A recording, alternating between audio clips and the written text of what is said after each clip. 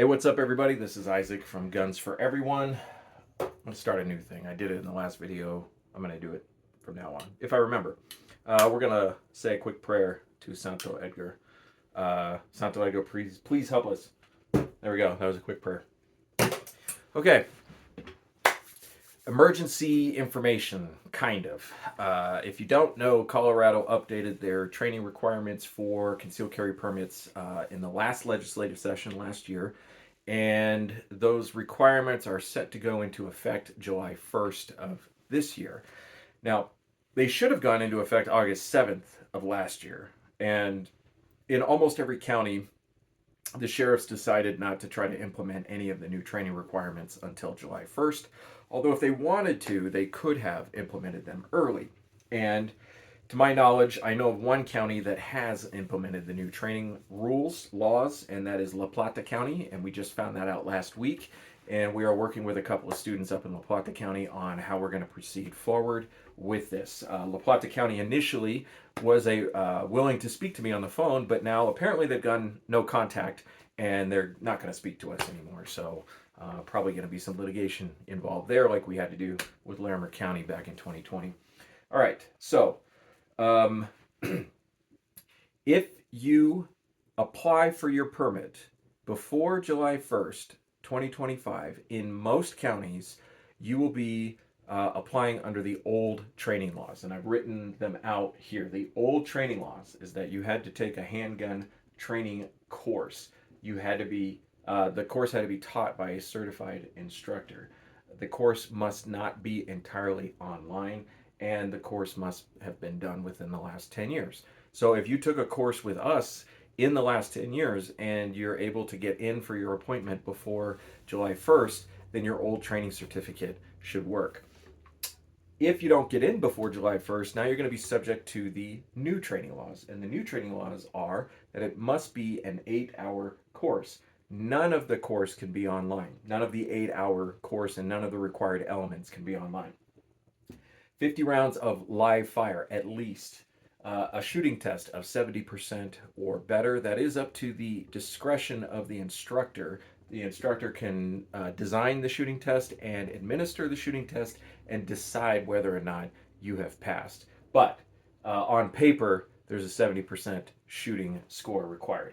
A written test, open book, also at the discretion of the instructor, meaning we can write our own test and you have to take it and pass it with a score of 80% or better, and it's an open book test. There are specific topics covered under the Colorado law. There's 7 or 8 topics that we must cover in the class. The class must have taken place within the last year, and the class must be taught by a verified instructor. Instead of a certified instructor, the new language is verified instructor, and that instructor must be verified by one of the county sheriffs. So what does this mean for you? If you don't get in, you have to take this class. But if you have taken one of our classroom classes, the time that you took to be in that class counts towards this 8 hours. This 8 hours does not need to be all in one shot, all one classroom, one day, etc. It can be in multiple days. So if you unfortunately don't get in before July 1st, but you have taken a class with us, I'm going to say within the last year, although it's not absolutely clear that you must have taken the entire course within the last year. I'm going to say that we're probably going to implement that rule ourselves, that it has to have been within the last year, because in my mind, and I might change my mind on this after I talk to our attorney about it, but in my mind, the law is not clear enough on this for us to say it doesn't matter. And if it's not clear enough for us to say it doesn't matter, then the sheriff is going to make it matter, and you're going to get screwed, and I don't want to screw you. So if you took a class with us within the last year and you want to finish the 8 hours and take care of all of this stuff, we're going to have classes on our class calendar at gfenational.com or gunsforeveryone.com. And we'll have our full 8-hour courses and we'll have our supplemental courses. And the supplemental course will make sure we cover what we need to, and you'll get your credit for a total of 8 hours in that course. This is a transitionary period for us. It's a transitionary period for you and for the sheriff's departments. and there's a lot of confusion going on, and I understand if you're confused. We've been confused from time to time about implementation and what the sheriff's departments are going to do. I don't think we've ever been confused on the law itself since it first got passed, because we read it very carefully. We consulted with an attorney, and but the sheriffs have certainly been confused about it. We know because of our knowledge of what happened at CSOC at the Colorado Sheriff's Office Coalition Council. I don't know. Anyway, so if you are serious about getting your permit, this is January 31st, 2025. You better get on it because there are lines forming. In El Paso County, you currently cannot get an appointment before the first week of June. I called the sheriff's department today. That's what they told me. First week of June. So you don't have much time. If you're in El Paso County and you're watching this video, you need to call them today to get your appointment. And if you wait until for even like a week, I bet you're not going to get an appointment before July 1st. If you're in a lot of the other counties, Douglas County and Arapahoe County, those are walk-ins, so you're probably going to have to stand in line all day, but you'll probably get in the same day if you go in for your appointment with those counties. Denver County, Jeffco, well, I know Denver and Jeffco, and there's other counties, but I'm not sure which ones exactly. They have online processes where you submit some stuff online, and as far as I understand, that gets you in line. So if you go to the website today and start submitting your paperwork, once you submit all that paperwork, you're now in line. Your date is before July 1st. So I'm sending out an email blast to everybody on our email list. It's over 50,000 people. And yeah, so that's for new stuff. For renewals, right now, renewals do not require you to get a new permit. I'm sorry, a new training course. So if you're in the renewal period right now, all you got to do is do your renewal. Okay, follow your county laws or their guidelines and get your renewal taken care of. If your renewal overlaps July 1st, get your renewal done before July 1st. You only have 120 days for your renewal. That 120 days starts 120 days before the end of your concealed carry permit expiration date. So let's say your expiration date was July 1st, 2025. Your renewal can start 120 days before that. If your renewal is, let's say, August 1st, 2025, your renewal overlaps that time period. If you wait until after July 1st, there's a very strong chance that your sheriff is going to require the renewal training course. If you were renewed before that, I don't think you're going to need it. But again, there's some gray area here for the sheriffs to try to figure this out and implement. So renewals, get your renewals done as soon as you can if it's before the July 1st date.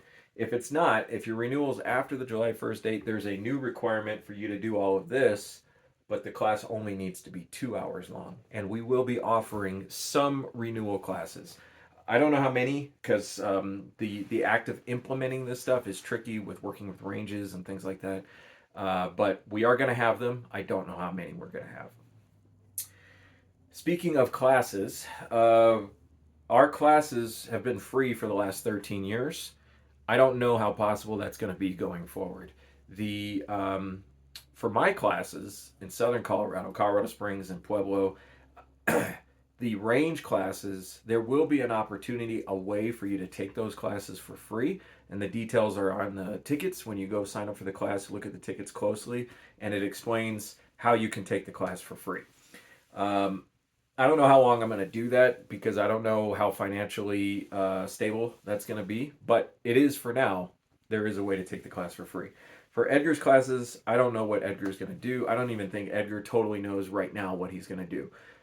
But we are going to try to continue to offer free training, but it's definitely not going to look the same as it did before. So get signed up for a class if you need one. If you currently have a permit, nothing about the permit itself changed with this new law. It's still a 5-year permit. It's still valid across the state. All the same rules for the permit apply as they did before this law. The only thing that changed was the training requirement. So if you have a permit and it expires in like 2 years, nothing really changes for you right now. But in 2 years from now, if the law is still in effect, you're going to need a renewal course.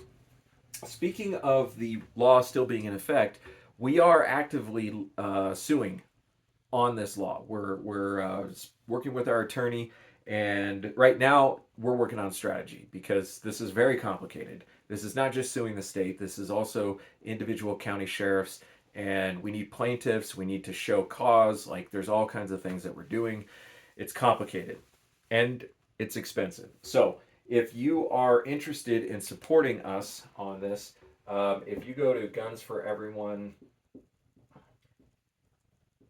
gunsforeveryone.com slash legal dash fund, you can support us. $5, $15, $50, $500, $5,000. There's a sad reality right now, and that is that gun owners are just not engaged. They're not doing their job. There's over 650,000 concealed carry permit holders, and I can tell you there's a couple hundred who showed up to the Capitol to testify on this bill when it was in committee.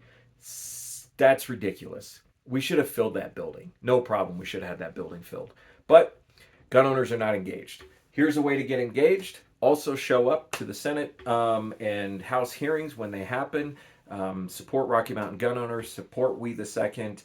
Get involved.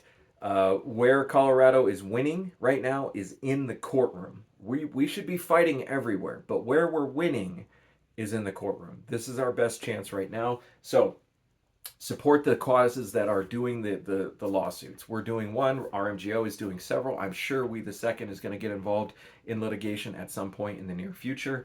But this is how we win in Colorado. One more note, and that is if you want to skip all of the class stuff, the law never changed for applications for using a competition as meeting the training requirement. What the law says is that if you can show that you are participating in organized shooting events, that shooting competitions, then you can use that as proof of training. Guns for Everyone is working on scheduling competitions to meet that requirement. We don't have it totally ironed out yet, but this is an opportunity for you to approach this differently, do a competition with us, and meet those training requirements. So look for all of that stuff on gfenational.com and find what you need there. And please get involved. We need gun owners to get involved. I am so sick of watching people complain about gun laws in this state and not doing anything about it. So stop being lazy, stop being a piece of shit, and get involved. All right, that's my uplifting message for today. Thanks for watching, and I will catch you guys later.